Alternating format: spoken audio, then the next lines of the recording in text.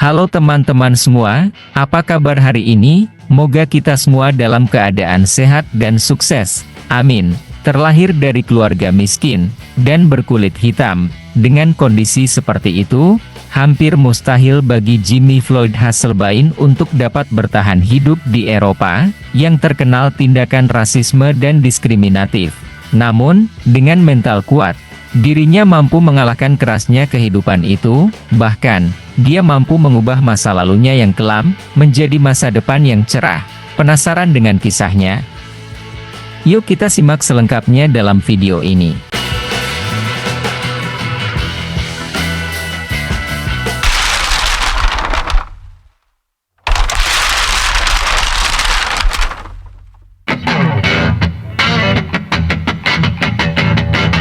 Jimmy Floyd Hasselbaink lahir pada tanggal 27 Maret 1972, di Suriname. Kemiskinan dan kesulitan hidup sudah mengakrabi Hasselbaink sedari lahir.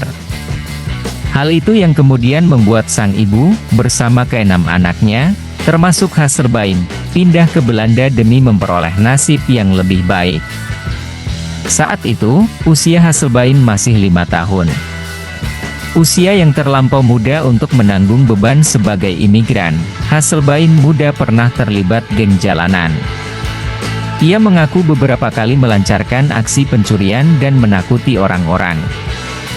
Di usianya yang baru menginjak 16 tahun, Hasselbaink pernah merasakan dinginnya sel tahanan selama 3 bulan. Kala itu Hasselbaink muda hendak menonton konser Public Enemy, boyband dengan aliran hip-hop asal Amerika yang sedang hits di kalangan muda-mudi. Namun sayangnya Hasselbaink tidak memiliki tiket. Ia dan beberapa kawan akhirnya terpaksa mencuri tiket. Orang-orang yang tiketnya dicuri melaporkan Hasselbaink ke polisi, dan sial bagi Hasselbaink, polisi menemukan barang curian lain di rumahnya seperti arloji, radio, dan beberapa dompet yang bukan miliknya.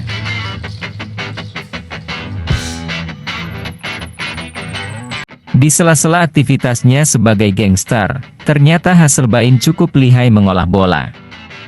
Sampai pada suatu hari, tekadnya bulat untuk meninggalkan dunia kriminal dan beralih ke dunia sepak bola. Jika masih menetap di Belanda, kawan-kawan lamanya bakal terus mengajaknya untuk berbuat kejahatan. Ia pun latihan lebih keras dan berusaha tampil cemerlang tiap kali ada kesempatan bermain.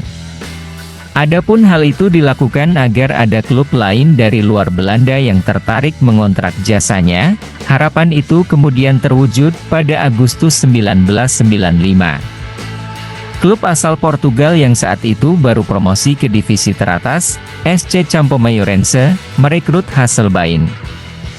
Saat konferensi pers, pihak klub merahasiakan nilai transfer sang pemain.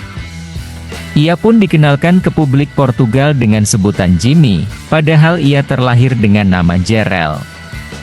Adapun nama Jimmy seolah menjadi identitas baru bagi Hasselbaink yang sudah tidak lagi berbuat kriminal.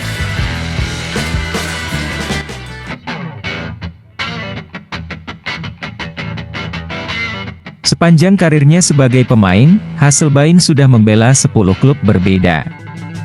Belanda, Portugal, Spanyol dan Inggris adalah negara-negara Eropa yang sudah ditaklukkan sang imigran. Namanya semakin terkenal ketika dirinya bermain di klub Liga Inggris, Chelsea FC. Dia bergabung dengan The Blues di tahun 2000, dengan nilai transfer 15 juta euro, yang merupakan rekor nilai transfer klub saat itu. Hasselbaink menjadi pencetak gol terbanyak Liga di musim perdananya. Ia membuat 23 gol dari 35 kali penampilan, termasuk sebuah gol dari tendangan voli saat bermain imbang 3-3 dengan Manchester United dan 4 gol saat kemenangan 6-1 atas Coventry City. Selama bermain untuk Chelsea, ia menorehkan catatan 87 gol dari 177 penampilan di semua kompetisi.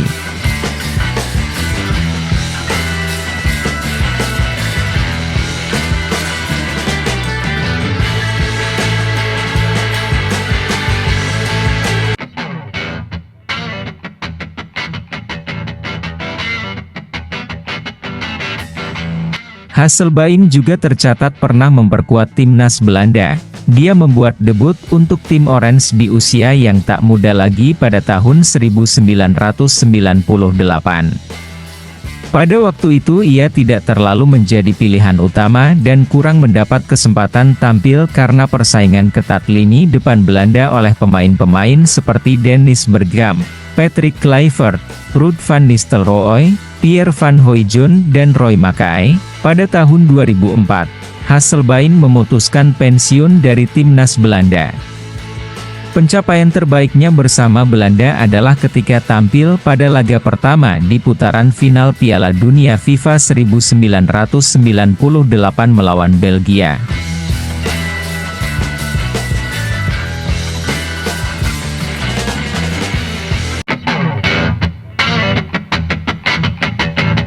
Selama bermain di Liga Inggris, tepatnya saat membela The Blues Chelsea, Hasselbaink tercatat pernah mendapat penghargaan sepatu emas sebagai pencetak gol terbanyak selama semusim, sebanyak 2 kali, yaitu pada musim 1998 hingga 1999 dan musim 2000 hingga 2001.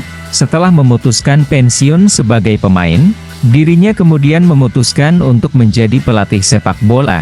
Ketika ditanya mengapa dirinya memutuskan untuk menjadi pelatih, dia menjawab bahwa dia merasa berhutang budi kepada sepak bola, karena lewat itu dia dapat menyelamatkan hidupnya yang dulu adalah seorang anggota gangster. Dia juga mengatakan bahwa lewat sepak bola, orang-orang bisa mengenalnya seperti sekarang ini.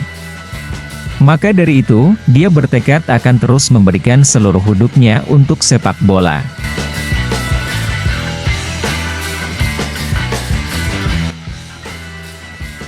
Ketika masih aktif sebagai pemain, ia pernah menjadi korban rasisme. Dilansir dari Goal, ia tidak ingat pasti kapan dan di mana peristiwa itu menimpa dirinya. Ia hanya ingat bahwa pertandingan harus tetap berjalan dan yang harus ia lakukan hanyalah berlari dan mencetak gol. Miris memang, ketika Eropa digadang-gadang sebagai pusat peradaban dunia, justru warga sepak bolanya masih berlaku diskriminatif. Tidak hanya kepada pemain, tetapi juga kepada para pelatih sepak bola. Tindakan rasis pun masih menghantui Hasselbaink yang sekarang sudah menjadi pelatih. Ia pernah ditolak klub Inggris, yang berlaga di Liga 2, Port Vale, hanya karena sang pemilik takut bahwa pendukungnya sendiri akan berlaku rasis terhadap Hasselbaink. Meskipun begitu, Hasselbaink punya mental kuat dan prinsip yang teguh. Hal itu sudah ditanamkan orang tuanya dari kecil. Bahkan dirinya merasa bangga dan beruntung lahir dengan keadaan seperti itu. Pada suatu hari, ketika sedang diwawancarai, dia berkata, "Saya bangga berkulit hitam, tapi hal itu tidak mengubah cara saya memandang sesuatu. Saya tidak melihat diri saya sebagai panutan bagi kulit hitam, tapi saya melihat diri saya sebagai panutan untuk kulit putih, kulit hitam, atau siapapun," ujar Hasselbaink yang dari lahir sudah berkulit gelap. Hasselbaink adalah satu dari sekian banyak golongan minoritas yang sedang melawan kebatilan dunia. Tindakan rasis adalah perbuatan tercela. Suatu sikap yang tidak dapat dibenarkan oleh pengecualian apapun. Lantas yang harus diubah adalah pola pikir manusia.